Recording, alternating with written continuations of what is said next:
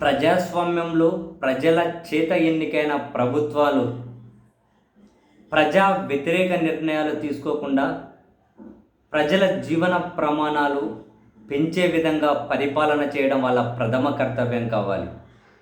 ఆంధ్రప్రదేశ్లో మనం గత 12 నెలల పరిపాలనను కనుక గమనించుకుంటే ఒక్కసారి ప్రజలు ఓట్లు వేశారు. ఇక మళ్ళీ ఎన్నికల వరకు వాళ్ళకి ఏదో ఒకటి మనం మభ్యపెట్టి ఏదో ఒకటి వాళ్ళని ఆశ పెట్టి ఓట్లు వేయించుకోవచ్చు. ఇన్ బిట్వీన్ దట్ మనం ఎక్కడే కూడా ప్రజల ఒపీనియన్ని పరిగణలోకి తీసుకోవాల్సిన అవసరమే లేదు అనే భావనలో కనుక ప్రభుత్వం ఉంటే ప్రస్తుతం ఉన్నట్లే కనిపిస్తూ ఉంది.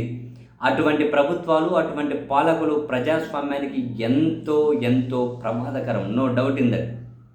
లేకపోతే ఏంటి, ₹2.49 పవర్ పర్చేసింగ్ అగ్రిమెంట్ కుదుర్చుకున్న జగన్మోహన్ రెడ్డి గారి ప్రభుత్వం మీద తీవ్ర విమర్శలు చేసినటువంటి ఇదే పెద్ద మనుషులు ఇప్పుడు ₹4.60 పవర్ పర్చేసింగ్ అగ్రిమెంట్ కుదుర్చుకొని రాబోయే 25 సంవత్సరాల వరకు ప్రజల మీద వేల కోట్ల భారం మోపబోతున్నారు.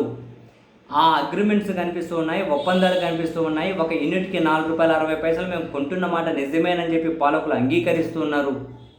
మరి అటువంటప్పుడు ఈ పవర్ పర్చేసింగ్ అగ్రిమెంట్లోకి వాళ్ళు ఎందుకు వెళ్తూ ఉన్నారు? మార్కెట్లో ₹2.50 కంటే కొంచెం అటు ఇటు తక్కువగానే దొరుకుతూ ఉన్నప్పుడు ఇంత ఎక్కువ పెట్టి ఎందుకు కొంటూ ఉన్నారు? ప్రజల మీద ఎందుకు భారం వేస్తూ ఉన్నారు? ఇన్ని విమర్శలు వాళ్ళ మీద చుట్టుముడితే వాళ్ళెందుకు ఈ నిర్ణయం నుంచి వెనక్కిపోవడం లేదు?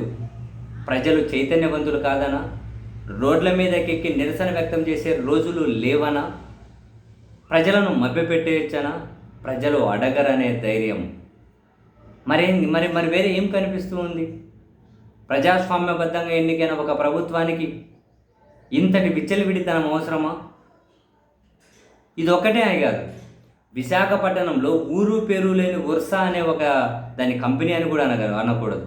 2 నెలల కిందట ఏదో పేపర్ల మీద రాసుకున్న ఒక కంపెనీ అనే పేరు మీద వేల కోట్ల రూపాయల భూములు 99 పైసలకు కట్టబెడితే ప్రభుత్వ నిర్ణయం మీద అంత తీవ్ర స్థాయిలో రాష్ట్రం నుంచి జాతీయ స్థాయి వరకు విమర్శలు వస్తే ఆ నిర్ణయం నుంచి ప్రభుత్వం ఎందుకు వెనక్కిపోదు? ప్రజలు అడగరని ధైర్యం, ప్రజలు కులాల ముసుగులు, మతాల ముసుగులు కూరుకుపోయినరు. వాళ్ళ బతుకులు నాశనం అయిపోయినా కూడా వాళ్ళకు చైతన్యం అయ్యేంత సీన్ లేదని చెప్పే నమ్మకమా ప్రభుత్వానికి? ప్రజలు అడగరనే ధైర్యమా? నెక్స్ట్ ఎన్నికలు వచ్చేసరికి ఈ ప్రజలు ఇవన్నీ మర్చిపోతారని చెప్పే కాన్ఫిడెన్సా? ఎన్నికలు వచ్చేసరికి మళ్ళీ అలివిమాలిన హామీలు, ప్రజలకు ఏదైనా డబ్బిస్తే వాళ్ళు ఓట్లు వేసేస్తారని చెప్పే ధైర్యమా? ఉచితంగా ఇసుక ఇస్తామని చెప్పి ఇసుక ఎందుకు ఇవ్వడం లేదు? మరి ఆ విషయం ప్రభుత్వం బాధ్యత వహించదా? ప్రజలు ఏమీ చేయలేరని ధైర్యమా? ఎన్నికలు చాలా దూరం ఉన్నాయని చెప్పే కాన్ఫిడెన్సా?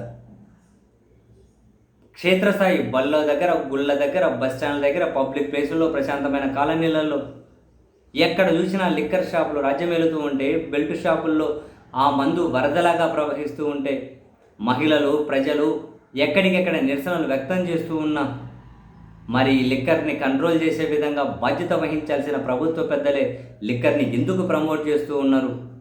ఈ ప్రజల ఈ నిరసనలు చిన్నవి మనల్ని ఏమీ చేయలేవు అనా? ఎన్నికలు వచ్చేసరికి ఇవన్నీ మర్చిపోతాయనా? ఏదో ఇంత డబ్బు పడేసి ఓట్లు వేయించుకుందామనా? అలివిమాలిన హామీలనా? లేకుంటే ఇంతకుమించి ఇంకేమైనా దారి ఉందా? నాకు అర్థం కావట్లేదు.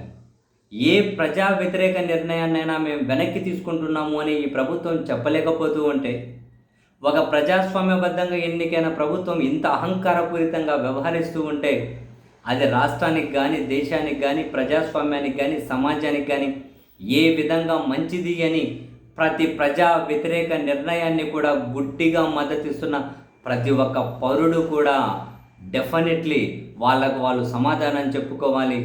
కాదు కూడదు అంటే భవిష్యత్తులో ఇప్పుడు ఈ నిర్ణయాలకు మద్దతు ఇస్తున్న వాళ్ళతో పాటు ఈ నిర్ణయాలను వ్యతిరేకించే వాళ్ళే కూడా, అటువంటి వాళ్ళు కూడా మొత్తం మూకుమ్మడిగా అందరము బాధితులుగానే మిగిలిపోబోతున్నాం. Note my point and record my words.